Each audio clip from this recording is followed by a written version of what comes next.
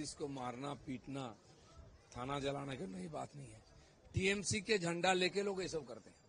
कौन करता है, क्यों करता है, क्यों रोक टोक नहीं होती है? सरकार क्या करती है? सरकार इनको छूट देकर रखी है। ये बांग्लादेशी घुसपैठिया रोहिंग्या हैं, यहाँ आके इस पर उत्पात करते हैं, राष्ट्रवादी गतिविधि करते हैं, यहाँ के हिंदू समाज को बैठक करते हैं, मंदिर को जला तोड़ते हैं, मूर्ति तोड़ते हैं, महिलाओं पर अत्याचार करते हैं, पूरा बाजार लूट लेते हैं।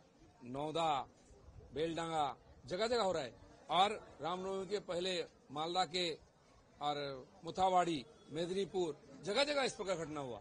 हिंदू समाज को डरा करके उनका उत्सव में व्यवधान लाने के लिए प्रयास होती है और ममता सरकार खड़े खड़े देखती है। दादा, और एक बात है कि सूती में भी, मुर्शिदाबाद का सूती में भी सेम घटना, पथराव होने का घटना सामने आया है। क्या कहेंगे? ये मुर्शिदाबाद डिस्ट्रिक्ट बांग्लादेश का एक्सटेंशन हो गया है। बांग्लादेश में हिंदुओं का जो अत्याचार होता है उससे ज्यादा यहाँ होता है। दुर्गा पूजा में मूर्ति तोड़ना, काली पूजा में लखी अपनी मूर्ति तोड़ना, पंडाल जला देना, ये कोई नई बात नहीं है। लेकिन किसी का प्रतिकार नहीं होता है, ना कोई अरेस्ट होता है, ना कोई केस होता है, या किसी का कार्रवाई होती है। इसलिए दिनों दिन इनकी हौसला बढ़ रहा है, क्योंकि यही लोग टीएमसी को जिता के सत्ता में लाते हैं। आज देखा गया कि कस्बा में पीआई ऑफिस में जो लोग पुलिस हाथ उठाया, जो लोग प्रोटेस्टर ने, पेट में भी लात मारा गया। पूरा बंगाल में ये जो 18,000 योग्य टीचर जिनका नौकरी किया है, इन लोग आंदोलन कर रहे हैं सरकार के ऊपर। ये दोषी नहीं है, ये परीक्षा के माध्यम से चुन कर आए हैं और नौकरी कर रहे थे, इनको रास्ता में लाया गया एकदम से। ये ममता बनर्जी की सरकार के चलते हुआ, क्यों 8,000 लोगों से पैसा देकर इनके साथ मिला दिया गया है, सारा डॉक्यूमेंट खत्म किया गया है। लेकिन डॉक्यूमेंट का कॉपी इनके पास है, वो ना कोर्ट सुनती है ना सरकार सुनती है, इसलिए हो रहा है। तो आज देखिए, जिन लोगों का 8,000 लोगों को घुसेड़ दिया गया, तभी इनका ये स्थिति। उनसे पैसा लिया ममता बनर्जी की सरकार, कटवा नहीं लिया, 10-15 लाख तक दिया गया है। उनसे आप पैसा ले रहे हो और इनको डंडा मार रहे हो। जो बेचारे योग्य हैं, लिखे पढ़े हैं, टीचर हैं, वो आज उतना अधिकार की बात कर रहे हैं तो डंडा पड़ रहा है।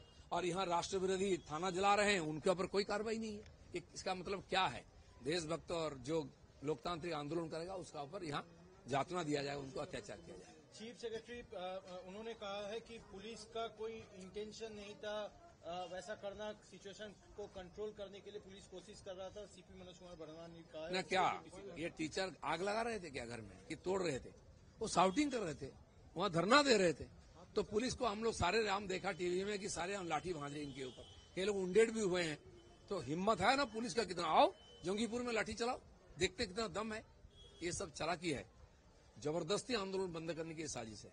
ममता बनर्जी वक़्फ़ बिल को लेकर कही है कि आप लोग भरोसा रखिए, बंगाल में डिवाइड एंड रूल पॉलिटिक्स नहीं होगा। नहीं, डिवाइड एंड रूल की क्या है? ममता बनर्जी के नेता लोग वक़्फ़ बोर्ड के जितने संपत्ति है यहाँ प्रॉपर्टी बंगाल में, वो लूट के खा रहे हैं। 1,48,000 से ज्यादा वक़्फ़ प्रॉपर्टी जो रिकॉर्डेड है बंगाल में, बाकी तो जबरदस्ती कब्जा है।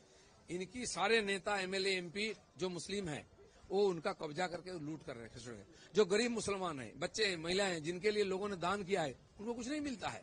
और ये वाकफ जो कानून बन गया, आप गरीब मुसलमानों को अपना न्याय मिलेगा, उनका इसका अधिकार मिलेगा, उनको सुविधा मिलेगा। इससे ये पार्टी करने वाले लोगों को छीन जाएगा सब, इसलिए ये इसका विरोध कर रहे हैं। कुछ लोगों को उतार करके जो एंटी सोशल है उनके द्वारा ये सब घटना करा रहे हैं। दादा, मेरा आखिरी सवाल है, मल्लिकार्जुन खड़गे उन्होंने कहा है कि मोदी खुद ही इस देश को बेच देंगे।